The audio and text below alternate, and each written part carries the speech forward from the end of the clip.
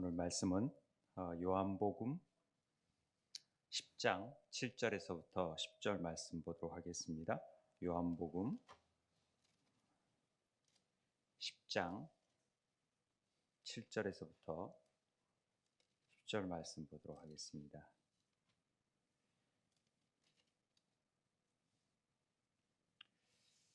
요한복음 왜 저기 안 고쳐져 있지?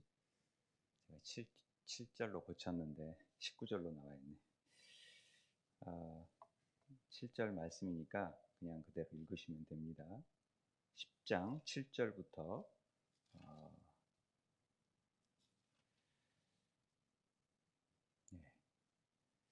우리 한 목소리를 읽도록 하겠습니다. 7절부터 10절까지 시작. 그러므로 예수께서 다시 이르시되 내가 진실로 진실로 너희에게 말하노니 나는 양의 문이라. 나보다 먼저 온 자는 다 절도요 강도니 양들이 듣지 아니하였느니라. 내가 문이니 누구든지 나로 말미암아 들어가면 구원을 받고 또는 나오며 꼴을 얻으리라.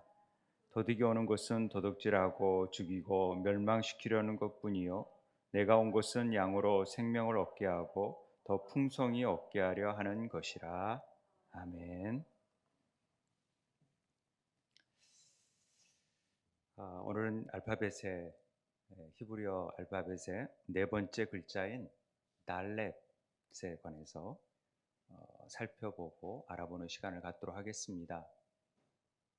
달렛 한번 따라서 해볼까요? 달렛. 네, 달렛. 달래가 아니고 달렛 하십니다. 우리가 벌써 네 번째 시간이네요. 알렙, 벳, 김멜, 달렛. 알렙, 벳, 김멜 세 글자를 우리가 배웠네요. 벌써 이미 벌써 다 잊은 줄 알고 다시 한번 확인하는 시간을 좀 갖고자 합니다.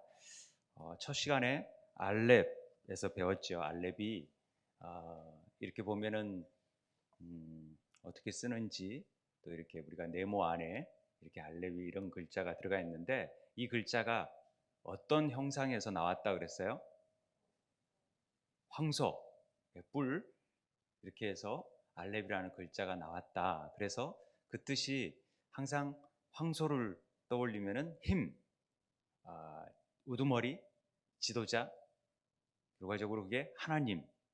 그래서 엘이라는 말이 하나님이라는 말로 된다고 했고, 그 다음에 주, 나 이런 뜻을 가진다고 했습니다. 그래서 이 알렙이라는 글자 나오면 늘 가장 중요한 히브리 단어에서도 가장 중요한 글자가 이 알렙이 차지하고 있다라는 얘기를 했습니다. 그래서 하나님 엘, 아부라는 말도 아버지, 또 에쉐르, 또 어제 얘기했던 우리가 에무트라는 말이라든가 에메드, 에하드라는 말, 오르, 아하바 이런 빛, 또 에무트라는 말은 진리, 하나됨, 에하드 이런 하나됨이라는 말들을 쭉 했습니다. 그리고 아담, 그다음에 이슈, 이샤 이런 말이 다 이 알렙으로 시작하는 말입니다. 알렙은 영어의 A 형태로 돼서 에 발음도 나고 아 발음도 나고 밑에 모음 기호에 따라서 이 발음도 나고 오 발음도 나고 그런다는 겁니다. 그래서 다음에는 모음을 제가 이제 가르쳐 주면은 히브리 말을 전부 다 읽을 수 있게 되는 것이죠. 그런데 이제 아직 이렇게 자음 단어를 지금 아는 단계이기 때문에 그건 나중에 제가 하려고 하고요. 두 번째 단어가 베이트라는 단어였었습니다. 마치 우리나라의 그자 같은 느낌이었었죠. 이 형상은 집의 모습이었다. 그래서 집, 성전 이런 말이 되는 겁니다. 집만 생각할 게 아니라 집 안에서 무엇을 선포하는 거예요? 아버지가 말씀을 선포하는 그것이 성전의 개념으로 발전이 되는 겁니다. 그래서 집과 성전은 같은 거죠. 아버지가 있고 아들과의 계약 관계가 이루어지지 성전 안에서 아버지와 아들 그 자녀들 간의 계약 관계, 법이 선포되어지고 법이 말하는 기능. 그래서 이 베이트가 말하는 말을 뱉는다라는 입처럼 생겼다 이런 표현을 했습니다. 집은 쉼이 있어야 되고 그래서 쉼은 안식의 의미 샤밧과 연관이 되어 있다는 얘기도 드렸습니다. 그 둘이 이라는 음가를 가지고 있어서 알렙이 1이라는 음가를 가지고 있고 1000이라는 음가를 가지고 있지만 이 베이트는 2라는 숫자의 음가를 가지고 있으니까 두 아들, 두 언약, 두 증인 뭐 이런 얘기를 했었습니다. 그리고 구약과 신약 이런 갑절의 의미도 설명해 드렸죠. 갑절이 바로 두 배가 아니라 그걸 예수 그리스도를 의미하는 것이다라는 것들을 우리가 이 베이트라는 글자를 보면서 우리가 이해할 수 있었어요. 그리고 이 베이트는 베레슈트 성경에 가장 처음 나왔던 그 베레슈트 태초에라는 말이 아버지와 아들의 관계 안에서 말씀하시는 그래서 우두머리 되시는 분이 말씀하시는 내용하고 연관이 되어 있다. 그러면서 이 베리트라는 언약이라는 말, 또 베트 집, 벤 아들이라는 말, 에벤이라는 말도 설명을 했고요. 그랬습니다. 바벨이라는 말이 바알의 집이라는 뜻이고 베들레헴도 다 빵의 집 이런 의미가 되어진다 이런 설명을 했습니다. 뭐 바타르, 베리트 언약, 바타르, 뭐 자르다, 베어내다 뭐 이런 얘기도 제가 드렸던 기억이 나는데 기억나시는지 어쩐지 모르겠지만 계속 담아두시면 또 계속 반복을 하니까 나아갑니다. 그 다음에 세 번째가 김멜이라는 뇌에서 반만 쓰는 아주 반쪽짜리 김멜이라는 이 단어인데 이 단어가 어디에서 나왔다 그랬어요? 낙타, 낙타의 발 모양인 것처럼 낙타의 뭐 등의 모양 이렇게도 얘기하는 사람도 있고 낙타의 모양이라 해서 낙타라는 것은 가고 오는 어떤 그런 움직이는 것 이런 의미를 가지고 있고 그 다음에 걷는다 발을 걷는다라는 거기 때문에 젖을 떼다 성숙해 의미가 있는 거죠. 이제 걷기 시작하면 아이가 걷기 시작하면 젖을 떼고 걷기 시작하는 것은 성장의 의미가 있다. 그래서 성숙의 의미하고 이 김멜은 많이 연관돼 있다라는 얘기를 드렸습니다. 그래서 영어로 come, return 뭐 이런 의미가 들어가 있다라는 얘기를 드렸습니다. 그래서 김멜은 발음도 지읒 발음, 시 발음 나는 거라고 얘기를 했고요. 이 가말이라는 낙타라는 말 자체 안에 젖을 떼다라는 말이 있다라는 얘기를 했고 그것이 이제 성숙으로 나아간다라는 얘기를 했습니다. 그래서 뭐 깃보루, 고알, 길갈, 뭐 가혼이란 배 가장 중앙에 있는 말 이러면서 길갈은 수치가 굴러가다, 고알은 우리의 구원자 대신 구속하다라는 가알에서 나온 말이다. 이렇게 해서 김멜에 대해서 우리가 이렇게 쭉 살펴봤습니다. 이 해방의 개념 또 보답하는 하나님께서 심판해주는 뭔가를 되갚아주는 그런 내용과 연관이 있다라는 얘기를 했고 음가는 3이다. 그래서 3이기 때문에 성령의 수하고 연결돼 있다. 완전 수하고 연결돼 있다. 이런 얘기를 했습니다. 오늘 배울 기억나세요? 조금 기억나시죠? 또 잊어먹었던 것들이 다시 생각날 수도 있으니까 오늘 배울 단어는 달렛입니다. 달렛이라는 네 번째 글자인데요. 이 달렛 글자는 간혹 이렇게 어떤 단어하고 좀 헷갈리는 부분이 있는데 이 래쉬라는 글자하고 좀 헷갈려요. 이 래쉬는 옆이 이렇게 굽어져 있어요. 약간. 근데 달렛은 반드시 각이 져 있어야 돼요. 이 부분이 각이 져 있어요. 그러니까 이 부분이 각이 반드시 져야지만이 우리나라 기역자가 반드시 이게 기역을 굽어 써버리면 래쉬가 돼버려요. 그리고 기역을 반드시 이렇게 정자로 쓰면은 달렛이 되는 거예요.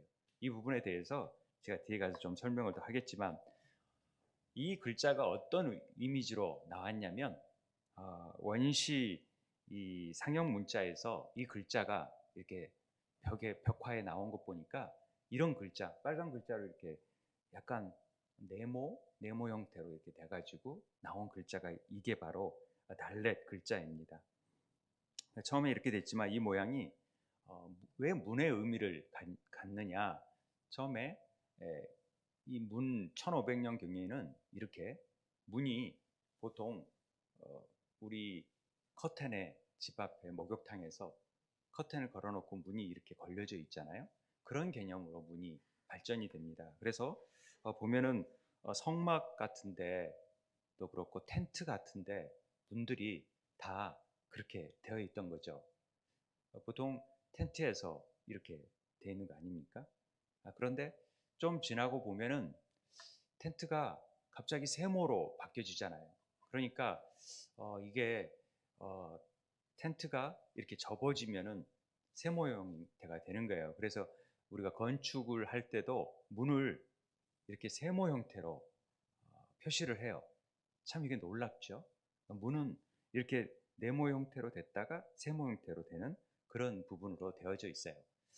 그래서 이 사진 하나가 빠져가지고 제가 좀 그러는데 어찌됐든 어, 그 성막 안에서 문을 보는 사진을 제가 하나가 빠졌네요. 보니까. 그런데 어찌됐든 텐트 안에서 이렇게 모양들이 삼각형으로 바뀌었다라는 얘기를 통해서 문이라는 개념만 잘 알고 있으면 됩니다. 그래서 이게 그리스도 델타로 바뀌어지고 그 다음에 영어로 D로 바뀌어져서 도어라는 말이 나오게 되는 배경이 되는 거예요. 영어 D의 도어가 이런 데서 나오게 된 겁니다. 이 문의 의미가 어떻게 발전이 되는지를 주목하는 게 중요해요. 문의 개념에서 어떻게 발전이 되는지를.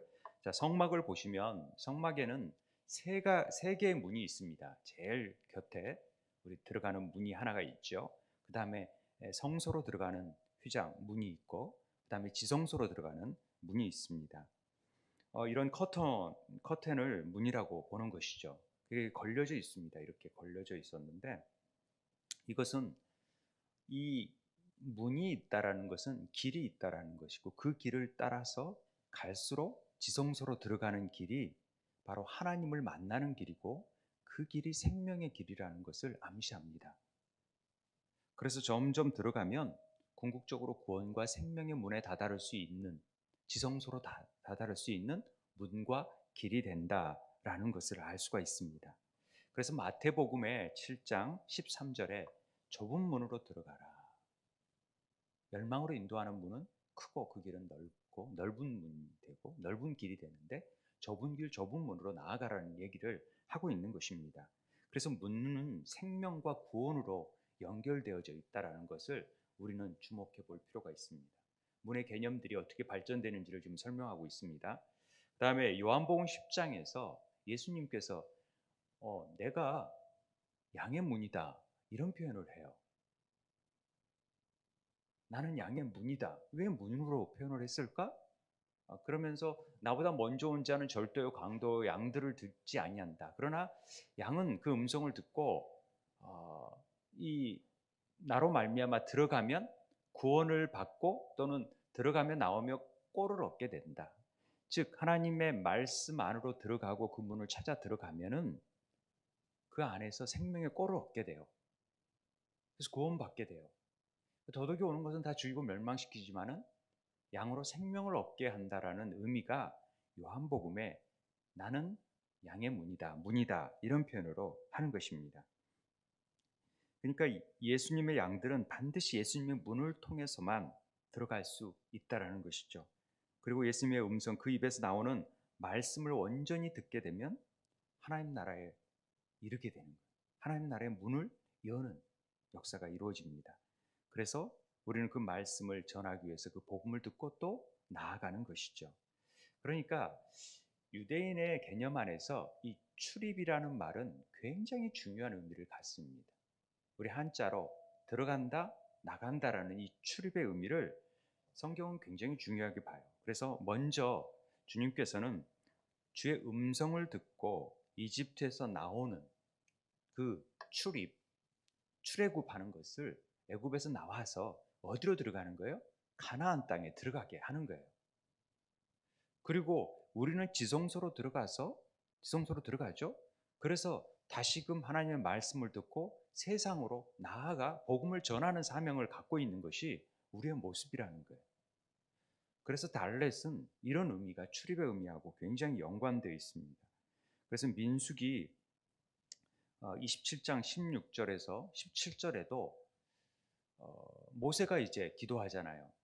모든 육체의 생명의 하나님이시여 원하건대 한 사람을 이 회중에서 세워서 그들 앞에 출입하며 그들을 인도하여 출입하게 하사 여호와의 회중이 목자 없는 양과 같이 되지 않게 하소서. 그래서 이 말씀을 딱 세운 사람이 누구예요? 여호수아를 세우잖아요. 여호수아가 예수 그리스도와 이름하고 똑같다라는 건 아시죠? 그러니까 예수님께서 내가 양의 문이 되는 거예요. 양들을 인도할 인도자가 되는 거예요. 이런 의미가 히브리어를 알게 되면은 연관이 되어 있다라는 것을 알게 되는 거죠. 참 놀라운 일입니다.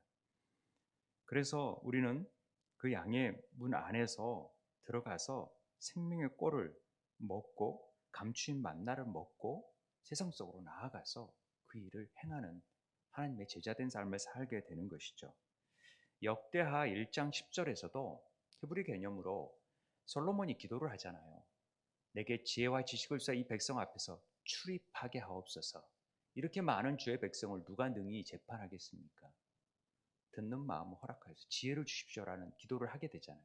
그러니까 출입하는다는 의미가 굉장히 중요한 의미로 등장하게 되는 것입니다. 그래서 하나님의 백성을 출입하게 하는 자는 이스라엘의 목자인 거예요. 그리고 하나님의 지혜와 지식을 받아서 주의 백성을 재판하는 사람을 이스라엘의 왕이라고 표현하는 것입니다.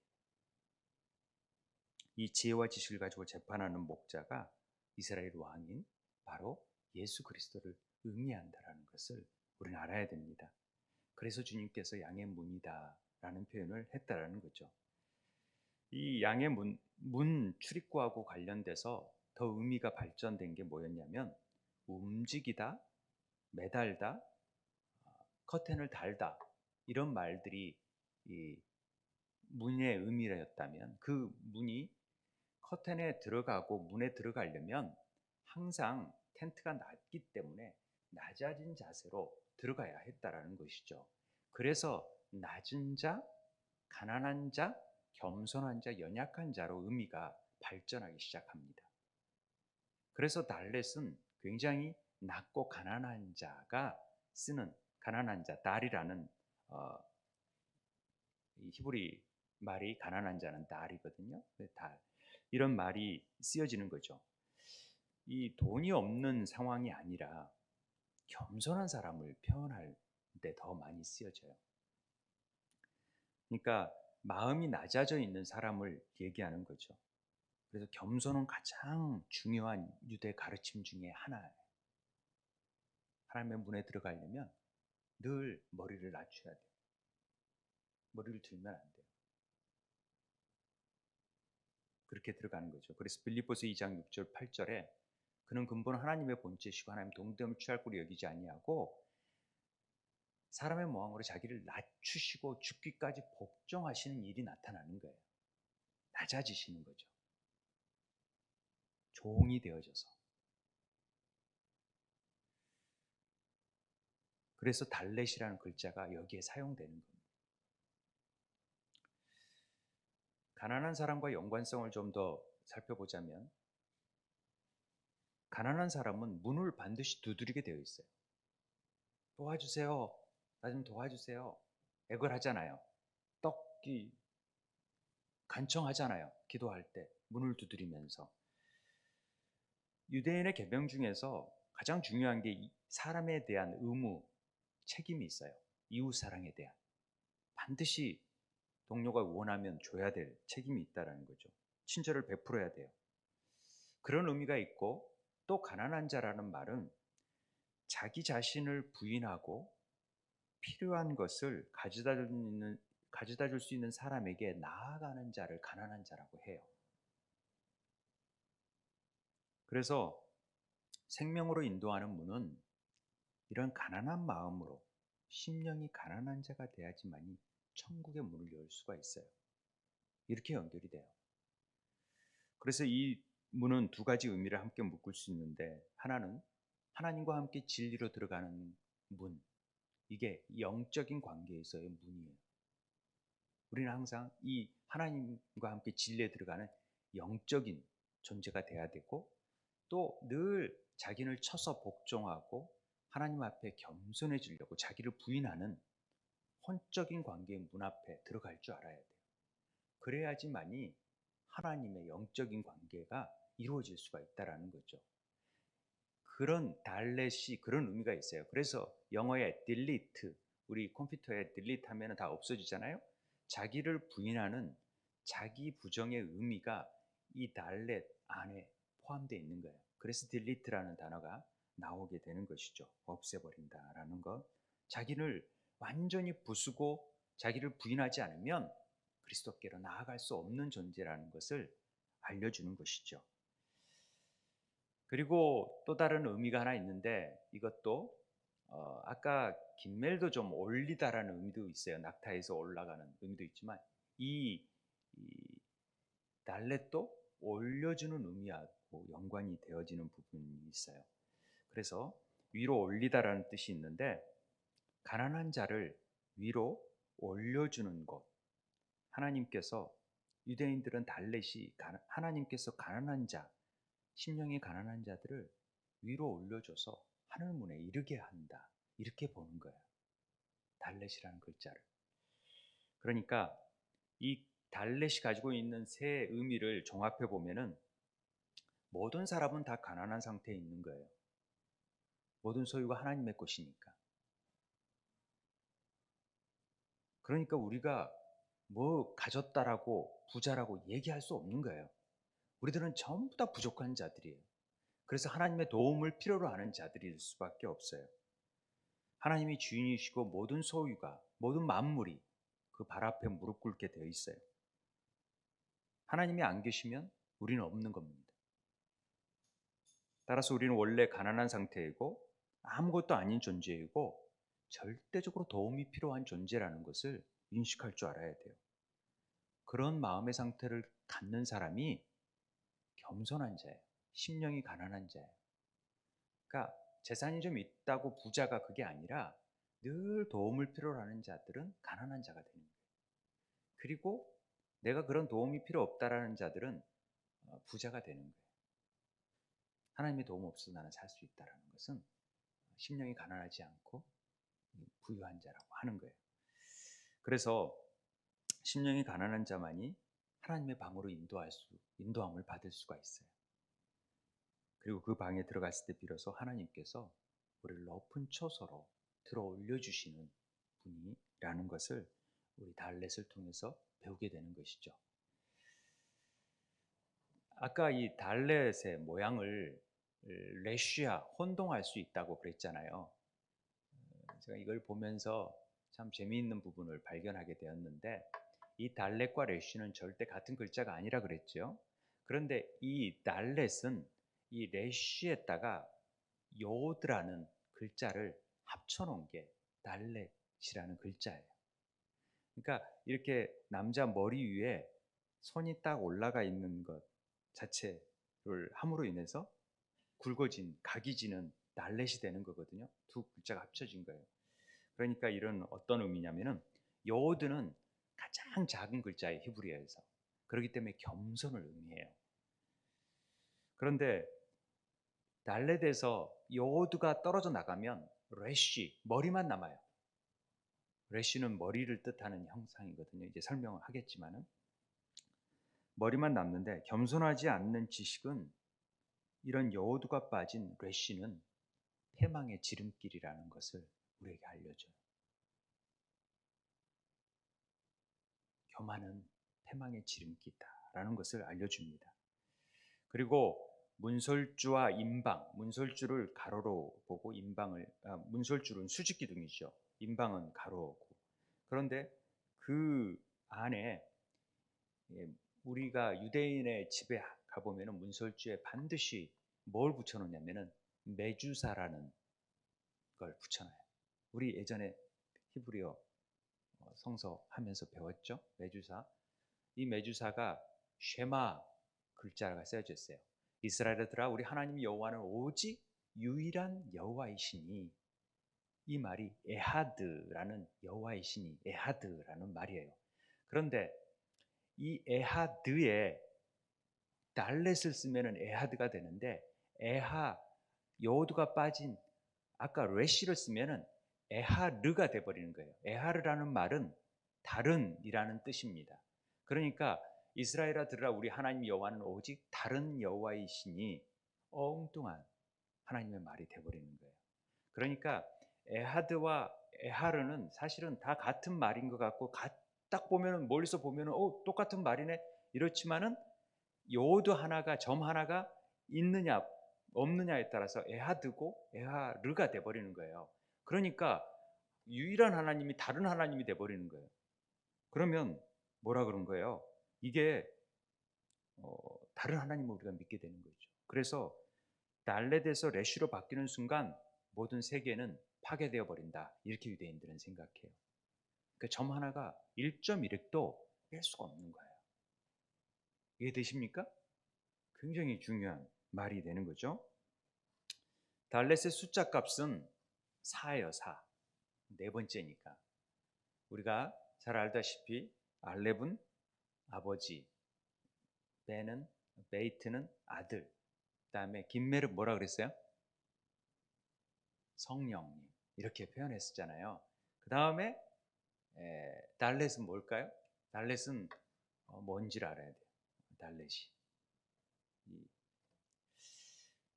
마크 빌스 목사가 유대인 목사님인데, 유대인으로서 목사님이신데, 그분이 제가 이 설명한 동영상을 본 적이 있어요. 봤는데 거기에 뭐라고 하냐면, 김멜에게 특별한 의무를 부여해요. 뭐냐? 음식과 네가 영양을 가지고 자비를 베풀어라 라는, 헤세드를 베풀어라는 특별한 사명을 주세요. 김멜에게. 어디에 가서? 달레트에 가서, 문에 가서. 그런데 달레트가 완강하게 거부를 하고 문을 안 열잖아요. 그러면 어떻게 되냐면은, 김멜이 아까 보복하다, 되갚아주다라는 게 있죠. 심판하다라는 말이 있잖아요. 심판하게 돼요. 그래서 이 알렙, 베이트, 김멜, 달렛의 이야기를 어떻게 유대인들은, 랍비들은 형성하냐면, 아버지가 아들 베이트를 닫혀진 문 달레트 뒤에 있는 누군가에게 김멜을 보내는 거예요. 김멜을 보내는데, 김멜을 받아들이면 그가 복을 받는 것이고, 김멜을 받지 못하면 복을 받지 못해요. 그래서 이 김멜이 성령님으로 얘기를 해요. 그래서 내 이름으로 보내실 성령, 그가 너희에게 모든 걸 가르치고 내가 너희에게 말한 모든 것을 생각나게 한다라는 얘기를 하죠. 그리고 사무엘상 보면은, 가난한 자를 진토에서 일으키시며 빈궁한 자를 거름더미 위에서 올리사 귀족들과 함께 앉게 하시며 영광의 자리에 차지하게 하시는도다. 땅의 기둥들은 여호와의 것이라. 여호와께 세계를 그것들 위에 세우셨도다. 알레트를 설명할 수 있는 가장 복음적인 단어, 이 말씀들을 표현한 글이다, 이렇게 얘기를 하더라고요. 저 이걸 보면서, 그렇구나. 성령을께서 보내셔서 가난한 자들에게 하나님께서 문을 열게 하셔가지고 이 성령을 보내셔서 그 하나님의 풍성함을 전해주시는구나. 그걸 거부하는 자들은 안 되는구나. 이런 얘기를 볼 수 있습니다. 달렛은 숫자 값으로 4를 의미한다 그랬어요. 그러니까 우리가 잘 알다시피 4는 네 복음서를, 성경에서 4는 사복음서를 의미해요. 동서남북을 의미하고, 숫자 4는. 그러니까 우리가 또 성전 문에 청색실, 자색실, 홍색실, 가늘게 밴 흰색실, 그래서 네 가지 실이 나오고, 우리가 에스겔이나 요한계시록 보면은 네 생물, 네 바람, 네 동서남북, 사방, 네 귀퉁이, 이런 것들이 나오죠. 제단의 뿔들. 이것들은 진리의 네 가지 방면, 그 다음에 통일성을 의미하고 있는 것입니다. 그런데 오늘 요한복음 19장 23절에 보면은 군인들이 십자가에 못 박고 그의 옷을 취하며 네 깃에 나눠 각각 한 깃씩 얻고 속옷도 취하리니 이 속옷은 허지 아니하고 위로부터 통으로 짠 것이라. 예전에 이 질문을 누군가 했었어요. 우리 밴드에서 통독할 때. 그래서 제가 설명을 한 적이 있긴 있지만 다시 한번 제가 설명을 하자면, 옷이라는 것은 보통 하나님의 말씀을 의미해요. 그러니까 하나님의 말씀이 이제 네 거로 나누어진다. 그러니까 사복음서로 나누어지지만 통으로 하나 되어졌다라는 말은 그 본질은 하나라는, 예수 그리스도를 의미한다라는 것을 이렇게 보여준다, 상징한다, 이렇게도 해석을 합니다. 그래서 네 개의 복음서는 하나의 본질로 나누어졌기 때문에 그 네 복음서에 담긴 내용을 합쳐서 이해해야 하나의 본질이 에하드가 이루어진다라는 얘기를 하는 것입니다. 그래서 보좌 앞에 있는 네 생물, 네 바람, 전부 하나님 진리의 네 가지 측면을 보여주고 있어요. 그래서 에스겔서에 보면은 네 생물이 등장하고요.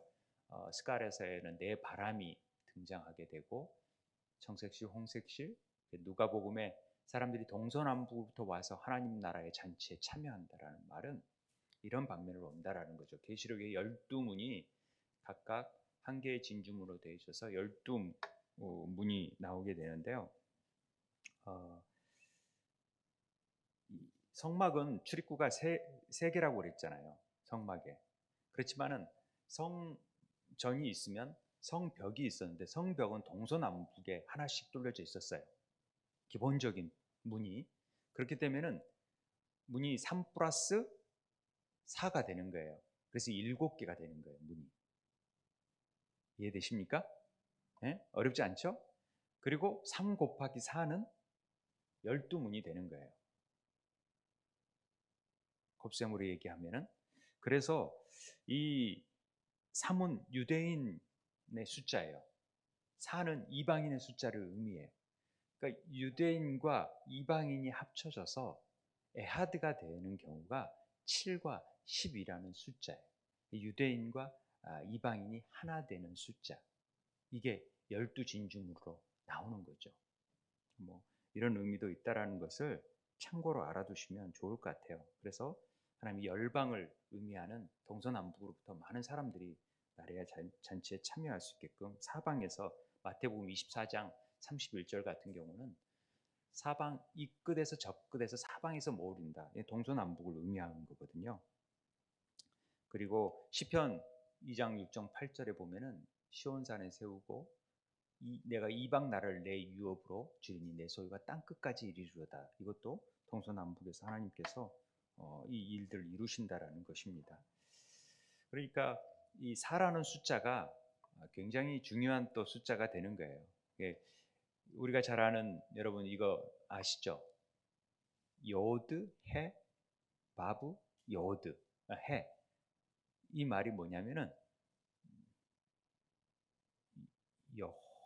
여헤바해, 이 말이 야훼라고 번역을 하는 사람이 있고 여호와라는 발음이 있고, 그래서 뭐 손에 못자국, 창자국을 봐라 이런 뜻이라고, 창문 의미를 가지고 못자국, 이거 설명 예전에 다 몇 번씩 했으니까 알 거라고 저는 생각을 하고, 그런데 이 여호와라는 이름이 네 단어로 쓰여졌잖아요. 그런데 이 여호와라는 네 단어가 사실은 여호와라고 유대인들은 부르지 않아요. 절대 이걸 자기 발음을 안 해요. 이렇게 발음을 안 해요. 어떻게 하냐면 아도나이 이렇게 발음해 버리고 그 이름 하셴, 그렇게 그 이름의 비밀을 뭐 이렇게 하듯이 그 이름이라고 하지, 절대 그렇게 함부로 얘기하지 않아요. 그래서 이 단어 자체가 굉장히 우리가 잘 아는 여호와라는 단어로 이제 보통 우리가 알고 있는데, 이 단어가 재미있는 것은 그 밑에가 예후다라는 말은 유다라는 말이에요. 유다라는 말을 예후다 이렇게 쓰는 거거든요. 히브리어로 유다라는, 유다 족속 할 때 예수님이 유다 가문의 족속으로 나오죠. 그런데 두 글자 중에 한 글자가 달라요. 그게 달렙이 들어가서 그래요. 달렛이. 그러니까 어떤 의미냐면은 어, 여호와로 나아가는 문이 유다 가문 안에 있는 거예요. 유다 가문 안에 문을 열고 들어가면 바로 여호와가 계시는 것이에요. 그러니까 예수님은 이 유다 가문을 통해서 밖에 나올 수가 없는 거예요. 이 글자 안에 이런 놀라운 비밀이 감추어져 있는 것이죠. 뭐 이런 거 들으면은 저는 막 굉장히 흥분하는데 여러분들은 밋밋하네요. 뭐 말인지 그렇게 여기는지 어쩐지 몰라도 그렇다라는 것입니다. 어, 어쨌든 달렛으로 시작하는 시간이 돼서 단어를 이게 하나하나 보면은 너무 놀랍고 그러는데 이 달렛으로 시작하는 단어 중에 이 다비드, 데이빗, 다윗이라는 뜻이죠. 이 말도 이 음가가 4라 그랬죠. 4, 이 바브는 6, 4, 4, 6, 4는 14예요. 그래서 마태복음에 14세대를 계속 맞춰서 14, 14, 14세대로 사람을 빼가면서도 14세대를 맞추는 것은 다윗의 계보를 이루어졌다라는 것을 강조하기 위해서 하는 내용입니다. 그리고 그는 왕인 것과 동시에 무심수한 힘을 가진 사람이었지만은 항상 그럼에도 불구하고 시편에 보면은 가장 낮은 자, 연약한 자, 겸손한 자로 나와요. 그래서 데이빗이라는 뜻은 하나님께 사랑받는 자, 이런 뜻을 가지고 있어요. 요한처럼 데이빗도 하나님의 사랑을 받는 자라는 뜻의 이름을 가지고 있죠. 그러나 시편에 비춰지는 다윗은 항상 슬퍼 보이지 않고 우울해 보이지 않고 늘 하나님을 찬양하고 있잖아요. 겸손하지만 하나님을 하나님 마음에 합한 자가 되어지는 거예요. 겸손하는 것이 그래서 참 중요하죠. 두 번째 이 단어가 다바르라는 말은 굉장히 중요한 말씀이에요. 말씀이라는 뜻이야, 다바르. 우리가 말씀 할 때 다바르 이거죠. 말. 하나님의 역사라는 뜻도 있고 또 히스토리라는 뜻도 있는데 말씀이신 하나님이 모든 것 안에서 하나님의 시간 안에서 모든 일들을 이루신다. 이것이 말씀으로 이루신 일이에요. 그런데 이 다바르 많이 본 글자죠. 이 바르라는 말이 벤도 되고 바르라는 말도 아들 머리의 집 아들이라는 뜻이 되거든요. 그래서 이게 바르라는 말은 아들이라는 뜻도 돼요. 벤과 바르가 똑같이 아들이라는 뜻을 가지고 있는 히브리어예요. 그런데 달렛 문이고 문과 아들의 문. 그러니까 다바르는 아들이신 예수님께 들어가는 문이 말씀이다. 이런 의미로 해석할 수 있어요. 그러니까 다바르라는 말씀이 되는 것이죠. 이게 히브리를 알면은 너무 재밌는데 이 미드바르라는 말이 있어요. 미드바르. 이 말은 광야라는 뜻이에요. 그래서 바미드바르가 광야에서라는 민수기라는 우리가 뜻의 히브리 성경의 제목이 미드바르잖아요. 그런데 하나님은 이스라엘을 광야에서 낮추시는 일을 하는 거예요. 이 미드바르. 그러니까 말씀을 아까 얘기했던 다바르가 말씀이었는데 말씀을 가지고 광야에서 낮추시는 일을 해요. 이 맴이라는 말은 물이라는 뜻이 의미를 가지고 있어요. 그러니까 물을 가지고 또 말씀이 물이니까 이 말씀을 가지고 계속 광야에서 훈련시키는 일이 민수기의 내용이라는 뜻으로 해석할 수 있어요. 광야에서 생명으로 살아가는 방법은 이 말씀을 받아 먹고 나아가지만 이 광야에 살 수 있다라는 말로 되어질 수 있죠. 우리가 지금 광야 같은 세상을 살면서 이길 수 있는 방법이 뭐냐? 말씀밖에 없다라는 거예요. 그래야 생명을 찾을 수 있는 길이 있다. 이걸 가르쳐 주는 것이 이 미드바르. 바르가 길의 의미도 있거든요. 이 달렛이 길의 의미도 있으니까 아까 길, 문이라 그랬으니까. 그래서 광야에서 벗어날 수 있는 길은 말씀의 꼴을 먹어야지. 주님 안에 들어가서 말씀의 꼴을 먹어야지만이 살 수 있다. 그래서 만나 얘기하고 물 얘기하고 그러는 거예요. 그 다음에 단어가 그래서 이 얘기고요. 어, 또 담이라는 말이 어, 피라는 얘기예요. 담이라는 말은 문과 아까 매매 물이 합쳐져 있어요. 물이 문에 발라져 있는 것이 어떤 의미, 왜 피로 바뀌어졌는지를 우리가 알아야 되죠. 그래서 아담이라는 것은 하나님께서 그의 피를 부어주신 거죠. 그러니까 아담자가 빠져버리면, 엘자가 빠져버리면, 알렙트가 빠져버리면 피만 남게 된다. 하나님이 빠져버리면. 그래서 인간이 하나님의 존재해야 된다. 하나님의 형상을 가져야 된다. 이런 얘기 알렙에서 제가 설명을 드렸는데, 문에 물과 같은 것이 뿌려진 것이 우리는 6월절에서 문지방에 피가 발라진 것을 의미하잖아요. 그래서 패스오버 했다라는 것. 그래서 6월절 사건이 그리스도께서 우리를 위해서 피를 흘려 주심으로 말미암아 우리가 구원을 얻게 된다라는 것. 그가 낮아져서 피를 흘리셔서 우리가 구원하게 됐다라는 것이 이루어지는 거죠. 그 다음에 단어가 이 데레크라는 아까 아까 길 문하고 길하고 같다라는 거죠. 삶의 방식, 태도도 다 데레크라는 뜻이 됩니다. 그래서 우리가 기본이 먼 거리에서 여행을 하고 왔다 그랬는데 그 여행도 그 데레크라는 말을 쓰는 겁니다. 먼 길을 걸어왔다라는 거죠. 그러니까 여행이라는 말도 되고 데레크가 선과 악의 가치를 담은 삶의 방식을 얘기하는 거예요. 그래서 우리는 악한 길, 선한 길, 의로운 길 이런 일을 할 때 이 데레크, 생명과 사망의 길에 있다라고 할 때 이 데레크라는 말을 씁니다. 열왕기 상에서도 2장 3절에 그 길로 행한다 명령을 지켜서 이런 말을 할 수 있다라는 거죠. 그래서 하나님은 우리의 길을 인도하시는 분이다.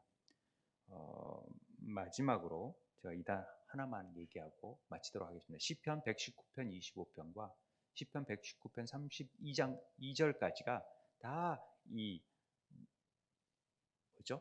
달렛으로 시작하는 말입니다. 그런데 이 달렛에서 바로 이 다바크라는 말을 계속 썼어요. 처음에 다바크라는 말. 이 말이 뭐냐면 내 영혼이 진토에 붙었다, 매달렸다. 다바크가 접착하다, 결합되다, 하나가 되다, 접붙이다 이런 뜻이거든요. 그러니까 올리브 나무에 접붙이는 포도나무에 접붙이는 일들 그게 이 다바크라는 말을 쓰고요. 롯이 시어머니에게 나오미가 하나님이 나의 하나님 되고 시어머니의 어머니 하나님이 나의 하나님 되고 뭐 이런 말을 할 때 그게 이 다바크 붙어 있으려고 하는 거죠. 그러니까 우리는 조카 롯도 사실 아브라함에 붙어 있게 되어져서 그가 의인으로 칭함을 받거든요. 이걸 통해서 우리는 이 달렛으로 시작하는 시편 기자가 굉장히 고난 속에 있었지만은 그는 늘 진토에 붙었지만은 주의 말씀대로 나를 살게 하셔서 그리고 나는 주의 증거들에 매달렸다, 붙어 있다. 그래서 내가 수치를 당하지 말게 해달라. 이런 얘기를 기도를 하고 있는 거예요. 저는 이 부분을 보면서 우리가 고난과 역경 가운데 있지만은 자꾸 하나님 앞에 하나님 이 시편 119편은 말씀장이잖아요. 늘 말씀 앞에 이 다박하려고 그래야 돼요. 그래서 붙어 있어야 돼요. 자꾸만 하나님 앞에 어떻게든지 붙어 있으려고 하고 어떻게든지 말씀 붙들려고 했을 때 우리가 살아날 수 있어요. 우리를 살리세요. 하나님께서 우리를 높이세요. 그리고 천국 문에 이르게 하세요. 이게 달렙을 통하여서 우리에게 주시는 하나님의 메시지인 것 같아요. 오늘 기도하면서 우리 광야 같은 세상에 살잖아요. 그런데 말씀 없으면 안 돼요. 하나님의 말씀이 있어야 그 빛을 따라서 그 길을 나아갈 수 있어요. 생명으로 나아갈 수 있어요. 좁은 길이지만 십자가의 길이지만 그 길로 나아갈 수 있다는 사실을 알고 우리가 하나님 정말 말씀에 매달리는 삶이 되게 해주세요. 정말 우리 자녀들에게 그걸 좀 가르쳤으면 좋겠어요. 제가 너무 안타까운 건 시간이 됐지만 우리 영어 배우는 거요. 수십 년 공부하고 얼마나 돈을 많이 쓰는지 몰라요. 그런데 영어 갖고 먹고 삽니까? 저 영어 수십 번 배우고 스페인어 배워도 대학에서 전공까지 해도 하나도 안 쓰고 내가 차라리 헬라어, 히브리어, 라틴어 알았다면 훨씬 좋았겠다 이런 생각 들어요. 여러분 하나님을 아는데 정말 이런 일에 더 열심을 가지고 제가 그래서 우리 자녀들한테 꼭 이걸 가르쳐 주고 싶어요. 이것만큼은 꼭 들어라. 이것만큼은 꼭 알아라. 그거 영어 배우는 시간, 수학 배우는 시간, 그게 나쁘다는 게 아니지만은 하나님을 아는 것이 너무나도 중요하니까 이것도 공부해야지. 제 삶에 있어서 이걸 먼저 배웠다면 저는 제 인생이 달라졌을 것 같아요. 저는 그걸 우리 자녀들에게 가르치고 싶어요. 히브리 대학 가가지고 전 세계를 제패하는 세상을 뒤바꿀 수 있는 자녀들로 만들고 싶어요. 말씀 안에 있어요. 우리 자녀들. 명심하시고 정말 목회자가 막 뭐 괜히 지식 자랑하려고 지금 이런 자랑하는 게 아니라 말씀을 더 깊게 볼 수 있는 능력이 이 안에 있기 때문에 우리가 함께 공부하자는 거죠. 우리 함께 기도했으면 좋겠습니다. 먼저 기도할 것은 우리가 양의 문이신 그리스도 앞에 나아가서 하나님 말씀 앞에 우리가 잘 붙어 있는 자들 되게 도와주세요. 바쁘고 힘들고 어렵고 우리 정말 먹기 살아지만은 무엇이 더 중요한지 분명히 깨닫고 말씀을 넣는 일이 없도록 그리고 그걸 취하로 가르칠 수 있는 겸손하게 하나님 뜻을 이루어갈 수 있게 해달라고 우리 함께 기도했으면 좋겠습니다.